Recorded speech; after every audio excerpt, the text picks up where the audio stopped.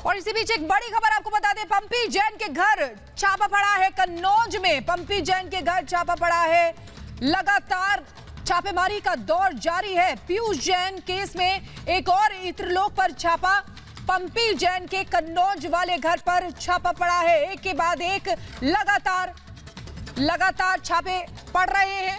और देखिए, electronic device की जांच की जाएगी ताकि कितने तार इसमें जुड़े हुए हैं और किस किस से ये तार जुड़े हुए हैं वो सामने आ सके।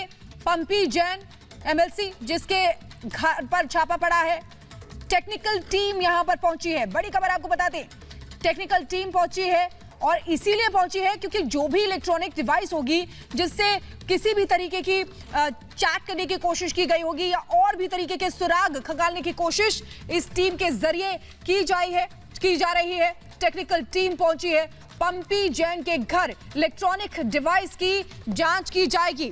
बड़ी खबर आपको बता रहे हैं, 50 ठिकानों पर छापा पड़ा है। कानपुर, दिल्ली, हाथरस, कन्नौज, मुंबई, अंबेडकर नगर, ये वो सभी जगह है जहां पर लगातार आईटी के छापे पड़ रहे हैं और लगातार ये जिससे तार जुड़े हुए हैं, जैसे जैसे चीजें सामने आ रही हैं उनको खंगालने की कोशिश आईटी की तरफ से की जा रही है। यानी कि आयकर विभाग का आप कह सकते हैं कि अब तक का सबसे बड़ा छापा, सबसे बड़ी रेड जो अब दिखाई दे रही है पीयूष जैन मामले से। यानी कि जो अकूत संपत्ति पीयूष जैन की सामने आई थी घर के अंदर से, उसके बाद अलर्ट हुई, उसके बाद एक के बाद एक कई छापे, 50 ठिकानों पर छापा पड़ा है। और इसी बीच एक और बड़ी खबर आपको बता दें, आयकर छापों पर अखिलेश की चुनौती। चुनाव आयोग जाएंगे अखिलेश यादव छापों पर। अखिलेश ने सवाल खड़े किए, आइए सुनते हैं।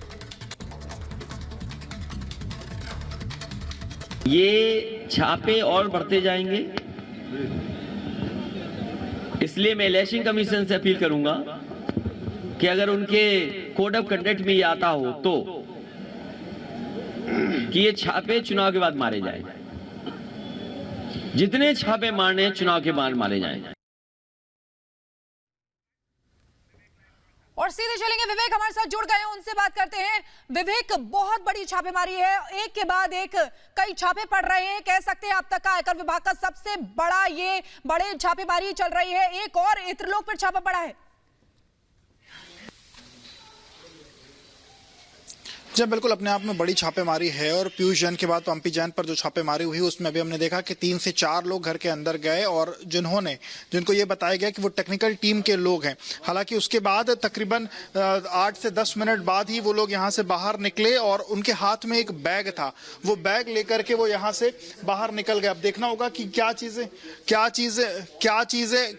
वो निकली, क्या चीजें वो लेकर के गए। फिलहाल देखिए जो स्थितियां हैं, जो टीम आई थी वो टीम यहाँ से टीम अंदर गई और उसके बाद अंदर से फिर अभी वापस वो जा चुकी है। टीम यहाँ से 8 से 10 मिनट ही अंदर रुकी है टेक्निकल की टीम और उसके बाद एक बैग लेकर के यहाँ से निकली है। एक बैग लेकर के यहाँ से वापस चली गई है। फिलहाल क्या चीजें उस बैग में थी, क्या नहीं थी, इसको लेकर के स्थितियां बहुत ज्यादा साफ नहीं है। लेकिन ये कहा जा सकता है कि टेक्निकल की टीम आई थी लखनऊ की, तो टेक्निकल की जो टीम थी वो आई थी और तकरीबन 8 से 10 मिनट रहने के बाद फिलहाल यहाँ से निकल चुकी है जो टीम है। और आपको बताऊं कि तकरीबन 8 से 9 घंटे से ज़्यादा का वक्त हो चुका है जब से ये छापेमारी चल रही है और इस छापेमारी में क्या चीज़ें निकल के सामने आती है तो वक्त बताएगा। लेकिन जो एक तरीके से एलिगेशंस हैं वो लगातार समाजवादी पार्टी ये कह रही है कि चुनाव के पहले इस तरीके की चीज़ें हो रही हैं, तो वहीं भारतीय जनता पार्टी की जो नेता हैं वो इस बार को कह रहे हैं कि अगर किसी की दाढ़ी में तिनका है तो वही इन तमाम चीज़ों को लेकर के उसको किसी बात का दर्द होगा। अमित शाह ने खुद अयोध्या में कहा कि अगर जिसके यहाँ भी ये छापेमारी, अगर ये जो छापेमारियां हैं जो अगर जिसके यहाँ भी हो रही हैं, अगर वो व्यक्ति सही है। बिल्कुल ठीक है विवेक, लगातार हम आपसे अपडेट लेते रहेंगे। तो देखिए, बड़ी बात यहाँ पर एक के बाद एक कई ठिकानों पर छापा मारा जाए। 50 ठिकानों पर छापेमारी हो चुकी है, टेक्निकल टीम वहां पहुंची है और इलेक्ट्रॉनिक डिवाइस खंगालने की कोशिश की जा रही है।